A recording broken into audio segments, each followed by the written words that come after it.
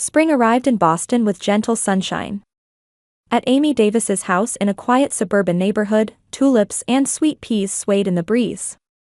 The sweet aroma of a cake being finished in the kitchen filled the entire home. "Mom, when can we eat that cake?" Ryan asked, leaning forward from the living room where he'd been watching TV. Amy smiled and replied, "Very soon. Once the icing dries. This is for Mrs. Johnson's birthday. But I made cupcakes with the leftover batter, and you can have one of those now." Ryan's face lit up.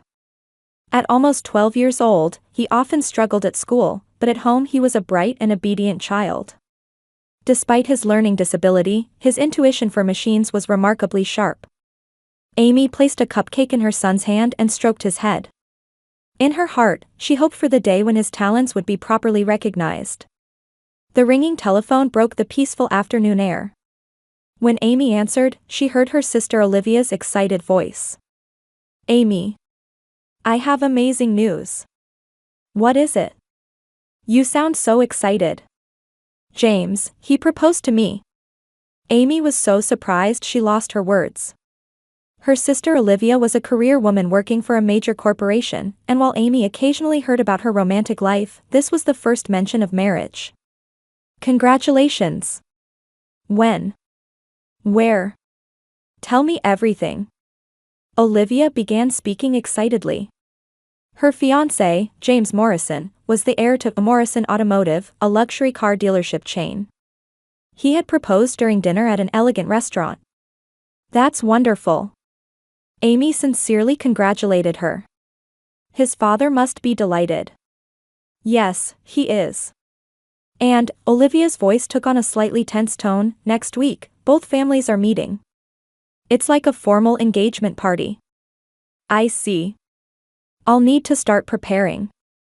I'll coordinate with Mike's day off." "Amy," Olivia interrupted. "Actually, I don't want you to come." Silence hung on the other end of the line. Amy couldn't believe her ears. "What? What do you mean?" "I'm sorry," Olivia's voice grew small. "Your husband is a mechanic, right? He doesn't really fit in with our circles.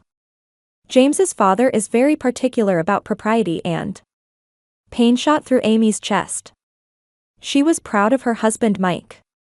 He ran a small auto repair shop in town, and his skills were well regarded locally. His honesty and diligence were what Amy valued most. "Olivia, how can you say such things? You know how sincere and wonderful Mike is." "I know, but this is the business world. Family connections matter." After hanging up, Amy slumped down at the kitchen table. She couldn't suppress her hurt feelings. She was a former nurse who now ran a small cake business from home. It might be a modest life, but their family was happy. Why would her sister speak that way? The next day, Amy's mother Helen came to visit unexpectedly. Since losing her husband, she had remained active in social circles and valued appearances above all else. "I heard from Olivia," she said, taking a sip of tea in the living room. "A connection with the Morrison family. What a situation this has become." "Situation? Isn't it wonderful news?" "Of course it is. But that family comes from old money. So make sure your stupid son doesn't come, as they'll notice right away." Amy felt a surge of anger. However, she could only remain silent. She knew her mother didn't mean harm, she was just overly concerned with social appearances. Still, she couldn't tolerate hearing her son called stupid. Ryan just has a learning disability. He has special talents. You can say that all you want, but I doubt the Morrisons would understand. They're a family with 3 generations of history, and Robert Morrison is strict about tradition and family honor. Amy looked out the window. In the garden, Mike and Ryan were repairing an old bicycle. Both of them were working diligently, sweat on their foreheads. Her family, her pride. Amy took a deep breath and turned back to her mother. "All right. I'll make sure we don't attend." Helen showed a relieved expression and stood up. "A wise decision. It's for Olivia's sake. She needs this opportunity." After her mother left, Amy continued watching her husband and son in the garden. Her heart was filled with conflicting emotions, wanting her sister's happiness while also wanting to protect her own family. That evening, Amy sighed repeatedly while preparing dinner. The aroma of pot roast filled the kitchen, and though this was usually a time that calmed her heart, her thoughts were filled with her sister's and mother's words. When Mike returned from work, he immediately noticed something was wrong with his wife. "What's the matter?" Mike gently asked while washing his hands. They still had stains of machine oil on them. At first, Amy was going to say it was nothing, but she couldn't lie. She revealed the news of Olivia's engagement and how they were asked not to attend the family meeting. "Because we don't fit in?" Mike frowned but quickly regained his smile. "Don't worry about it, Amy. We have our own happiness." He shrugged and took a beer from the refrigerator. "To be honest, I'm more comfortable dealing with the folks in this town than being nervous around the air of a luxury car dealership." Mike's positive attitude always lightened Amy's heart. His shop, Davis Auto Repair, though small, had earned a solid reputation locally. He was particularly known for diagnosing complex car problems that even the big dealerships couldn't handle. "But Mom said about Ryan that." Amy hesitated. Mike's expression hardened. "What did she say?" "That he's stupid, so don't bring him," Amy said in a small voice. "Because of his learning disability." Mike exhaled deeply. "Ryan is a special child. His mind just works differently, he's not stupid. Just yesterday, he spotted a transmission problem in that 10-year-old Camaro. Even I didn't notice it." At that moment, Ryan came into the kitchen with his homework. "Dad, I don't understand this problem." Mike sat beside his son and patiently began explaining the math problem. Amy watched them, fighting back tears. This scene was her treasure. The next day, Amy wanted to make sure Olivia was truly happy. After closing her cake shop, she decided to visit her sister's apartment. Olivia showed a surprised face when she opened the door but invited her sister in. The interior of the luxury apartment was modern and sophisticated, but somehow seemed to lack human warmth. "What do you want?" Olivia's voice was slightly defensive. "I just came to see you," Amy smiled. "What kind of person is James's father?" Olivia answered with a somewhat tense expression. "Robert Morrison is a strict man. His company has been family operated for 3 generations, and for him, tradition and honor are paramount." "And are you happy?" Amy looked straight into her sister's eyes. "Of course." Olivia answered a bit too emphatically. "James is wonderful, and we're a good match." However, Amy thought she saw a shadow of anxiety in her sister's eyes. As the conversation progressed, Olivia gradually relaxed, showing her engagement ring and talking about wedding plans. On the surface, she seemed happy, but Amy sensed she was hiding something. As Amy was leaving, Olivia suddenly took her hand. "Sis, I'm sorry for saying those things." "Don't worry about it," Amy said gently. "I just want you to be happy." Olivia nodded, but her expression was complex. "The Morrison family has strict rules. I wonder if I can manage well." Those words increased Amy's concern for her sister. 3 days later, Helen visited Amy's house again. This time she was carrying an extra-large newspaper. "Look. There's a feature article on the Morrison family." The newspaper had an article with the headline, "Heir to the Morrison Automotive Empire Announces Engagement." The photo of Robert Morrison showed a man with a stern expression. "This man values propriety above all else," Helen explained enthusiastically. "He's protected the family business for 3 generations. If you ever happen to meet him, hide Mike's occupation." Amy stood up. "I would never do such a thing. Mike's work is respectable. I would never hide it." "But Olivia's future is at stake." Helen raised her voice. "Mike and Ryan are my family. I will never be ashamed of them." That night, Amy confessed everything to her husband. Mike listened quietly but finally said calmly, "I respect your choice. If not attending the meeting is your answer, that's fine. But let me say one thing." He took Amy's hand. I love this job. I take pride in being able to help people. And Ryan is a child with extraordinary talent. We don't need to force him to be normal. Amy looked back into her husband's direct gaze. Her resolve strengthened. To protect Mike and Ryan, she decided not to attend the meeting. Lying in bed, Amy thought about the strict world of the Morrison family and how her sister would live within it. Was Olivia truly satisfied with her choice? And what kind of man was Robert Morrison? Amy fell asleep with anxiety and conflict in her heart. The day of the family meeting arrived. Amy tried to immerse herself in her normal routine to distract from the pain in her chest. Mike returned early from the shop today, and Ryan had also come home from school. She decided to prepare a special dinner for her family. At least tonight, she wanted to savor their happiness.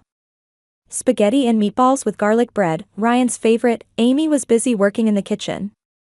And chocolate mousse for dessert. Wow, that's the best! Ryan exclaimed with joy.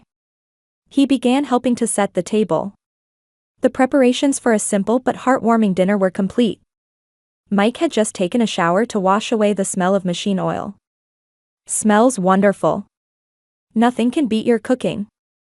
The three of them sat at the table with smiles, enjoying their meal while exchanging pleasant conversation. Amy occasionally looked at her family's expressions, as if trying to engrave this moment in her heart. This small happiness was what mattered most to her. Mom, more spaghetti, please. As Ryan held out his plate, the phone rang.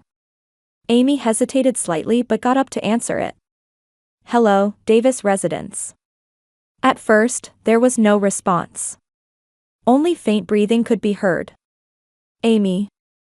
A trembling voice came through. It was her sister Olivia. Please, help me, please. Olivia's voice was so choked with tears that her words were barely intelligible. Olivia? What's wrong? What happened? Amy's chest tightened with worry. At the Morrison house, terrible situation, come, please. Calm down. What happened? Are you hurt? The car, tradition. Robert is furious. Olivia's voice became even more distressed, making it difficult to understand what she was saying. Give me the address. I'll come right away. The phone suddenly disconnected before Olivia could fully communicate the mansion's address. With her chest nearly bursting with anxiety, Amy returned to the dining room. Mike, something terrible has happened. I got a call from Olivia asking for help. She was crying. Mike stood up. What happened? I'm not sure, but there seems to be some problem at the Morrison house. She was really distraught. Ryan asked worriedly, is Aunt Olivia in danger? I don't know. But she definitely needs help, Amy decided. I have to go. Mike nodded. Let's go together. I might be able to help. But that family won't welcome us. Still, your sister is in trouble, right? Mike said quietly. Let's go. The three of them quickly got into the car and headed toward the address of the upscale residential area Olivia had mentioned.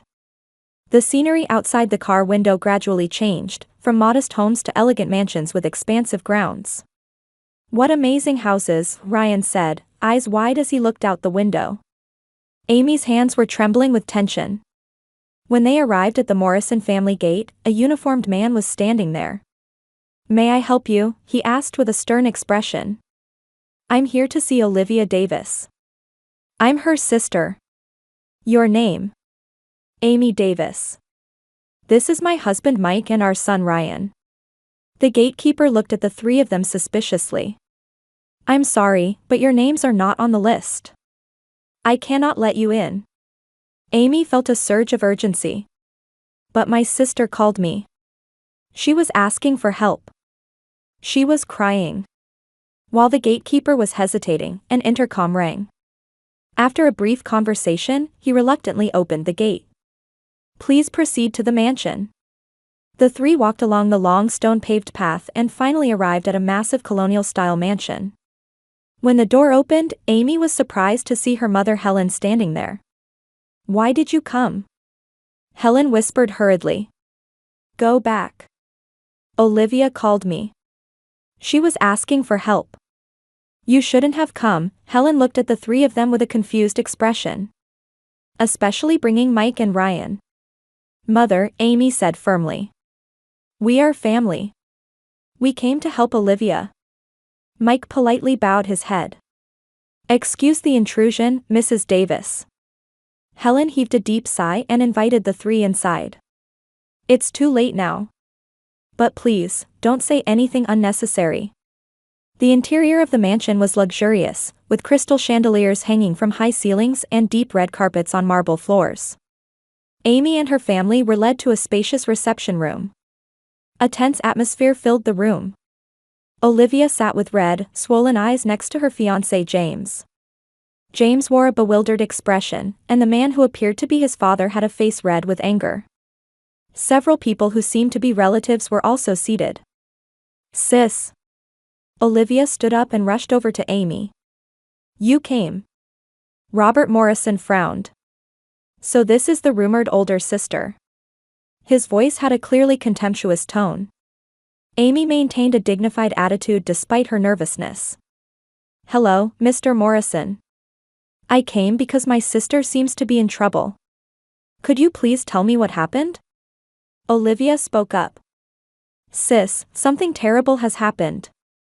The Morrison family has a 1937 Rolls-Royce that's been passed down for generations, and for 150 years, there's been a tradition of the bride and groom riding to church in this car. Robert interrupted. That's right.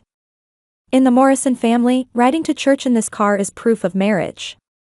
Olivia continued, but the car suddenly stopped working. We called a repair shop, but they said they couldn't fix it. Then Robert said. I told them, Robert raised his voice, in the Morrison family, we go to church in this car. Without this tradition, no marriage can be recognized. Today's engagement ceremony is cancelled. Amy was surprised. Her sister's call for help was because of a car breakdown. However, looking at Olivia's expression, she understood how serious this problem was for her. Robert Morrison was saying that if they couldn't maintain this tradition, he wouldn't recognize the marriage itself. Father, please, James spoke up. Perhaps another car. No. Robert slammed his fist on the table. The honor and tradition of the Morrison family are non-negotiable. This car is not just a vehicle, it's the soul of our family. I cannot recognize a marriage without it. The room fell silent. Amy looked at Mike. From his calm expression, she could tell he was thinking about something. Mike quietly stepped forward. Excuse me, but would it be possible for me to see the car? Robert wore a puzzled expression. And you are? Mike Davis. I'm a mechanic. Robert's expression hardened. A mechanic? So you're Olivia's sisters? He said in a clearly disdainful tone. Yes. I run a small repair shop, Mike answered confidently. If you don't mind, could I please see the car? Robert snorted. Even professional repair services couldn't handle it. What could a town mechanic possibly do? Father, please, James pleaded desperately. We have no other options. After a long silence, Robert finally nodded reluctantly. Fine. It's futile anyway. The group was led by Robert to a large garage on the estate. Amy placed her hand on Mike's shoulder and quietly asked, Are you sure about this? Mike smiled. Don't worry. I won't know until I see it. Ryan also followed excitedly. Dad, I'll help too. Robert opened the garage door and entered. Inside sat a glossy black 1937 Rolls-Royce Phantom. Its presence was majestic, radiating a timeless beauty. This is the Morrison family treasure, Robert said proudly. But now? His expression clouded. It won't start. Mike approached the car and gazed at it with respect. It's a magnificent vehicle, he said quietly. Thank you for showing it to me. Amy watched her husband's profile and proudly said, Let them handle it. My husband is an excellent mechanic, and my son has a talent for machines. She gave Olivia a small wink. Mike and Ryan immediately began carefully examining the car. Robert Morrison watched their movements with a dubious expression. Amy stood at a distance, clasping her hands in front of her chest. Olivia was tightly gripping James's hand, her expression mixing hope and anxiety. Mike opened the hood and thoroughly examined the engine. Ryan also stood beside his father, peering into the car. "How is it?" James asked, unable to contain himself. Mike shook his head. "Not sure yet. This car is a masterpiece. Hard to believe it's over 80 years old." Suddenly, Ryan exclaimed, "Dad, it's here." He had crawled under the car and was pointing at something. Mike was surprised by his son's voice and bent down to look in the direction Ryan was pointing. "I see," he nodded. "Good catch, Ryan. What's the problem?" Robert leaned forward to ask. Mike stood up, put his hands in his pockets, and answered, "There are multiple issues. First, there's old gas remaining in the fuel system. Then, the wiring in the ignition system has deteriorated. Also, the float valve in the carburetor is stuck." "What did your son find?" Robert asked, half doubtful. "He discovered a hidden crack in the fuel line. Fuel is leaking from there, preventing sufficient fuel from reaching the engine." Mike placed a hand on Ryan's shoulder.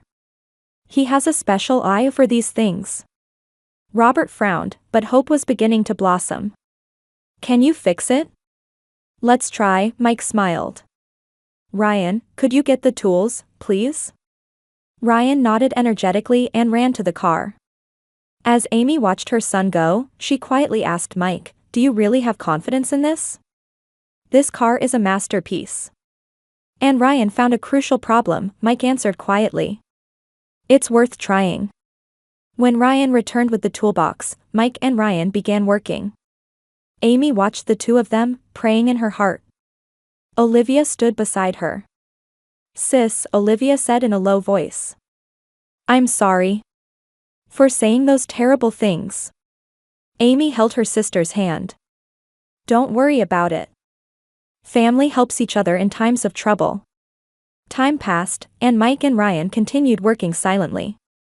Robert, initially skeptical, gradually began showing interest in their work. Mike's hands displayed skilled craftsmanship, and his knowledge of the car's structure and history was profound. Ryan also handled parts with surprising accuracy while following his father's instructions. "That boy. I heard he has a learning disability," Robert whispered to Amy. "Yes," Amy answered proudly. "He struggles with schoolwork, but he has a special talent for machines." Finally, Mike stood up and wiped his hands. "Shall we try it?" As everyone held their breath and watched, Mike sat in the driver's seat and turned the key. At first, the engine made a coughing sound, but soon the more than 80-year-old engine started smoothly. A deep roar resonated throughout the garage. "It works!" Robert couldn't help but exclaim. Joy and surprise spread across his face. "It's really working." Mike smiled as he listened to the engine's condition. "This beauty can still run." Olivia burst into tears of joy, and James bowed deeply to Mike. "Thank you so much. I don't know how to express my gratitude." Mike stopped the engine and got out of the car. "No thanks necessary. Helping family is just what we do." Robert approached Mike and stared intently at his face. "So many specialists gave up, yet you fixed it? And in such a short time." "My son found the critical issue," Mike answered humbly. "Without him, I wouldn't have noticed it either." Robert looked at Ryan. The boy was smiling shyly. "That's an amazing talent," Robert gently patted Ryan's head. "You're special." Ryan laughed awkwardly. "I just like machines. It's like they talk to me." Robert then once again stared intently at Mike's face. "I feel like I've met you somewhere before." He frowned. "Your face seems familiar." Mike showed a slightly confused expression. "Really?" Robert suddenly had a surprised look. "That's it. 10 years ago, I was in a near-fatal car accident. A passing man saved my life with quick first aid and his knowledge of cars." His voice trembled. I can't forget his face. Could it be you? The room fell silent. Amy looked at Mike in surprise. She remembered hearing about an incident 10 years ago when Mike encountered an accident scene on his way home from work and rescued a severely injured man. After thinking for a moment, Mike quietly answered, "Yes, I left without giving my name back then. I waited until the ambulance arrived and then left. I'm glad I could help." What a coincidence, tears welled up in Robert's eyes. You were the man who saved my life. James placed a hand on his father's shoulder with a surprised expression. Dad, that accident? The benefactor you always talked about. Yes, Robert grabbed Mike's shoulders. Without you, I wouldn't be here today. Back then, you noticed fuel leaking from somewhere in the car and rescued me before it exploded. Then you administered first aid as I lay by the roadside. Mike modestly nodded. I learned first aid from my wife, a former nurse. He looked at Amy. Robert suddenly asked, as if something had occurred to him, "Wait, Davis." Mike Davis, his eyes widened. The designer of the Morrison Special Edition? Why are you a mechanic in a small town? Amy gasped in surprise. She knew her husband had been an engineer working for a luxury car manufacturer, but she hadn't fully understood its significance. Mike hesitated a little before answering, I chose to directly help local people and spend time with my son rather than success in a big corporation. He looked at Ryan. When he was diagnosed with a learning disability, we felt we needed to give him more time and attention. And I personally found that working with my hands, fixing cars, suited me better than the political world of big corporations. Robert was silent for a long time. Tears welled in his eyes, and his stern expression softened. The man who saved my life and a respected engineer, he bowed deeply to Mike. The person who taught me that humanity and talent matter more than status and titles was you all along. Olivia hugged her sister. I'm sorry, sis. I didn't know anything. Amy hugged her sister back. Of course you didn't know. Mike doesn't talk much about his past. He just lives in the present.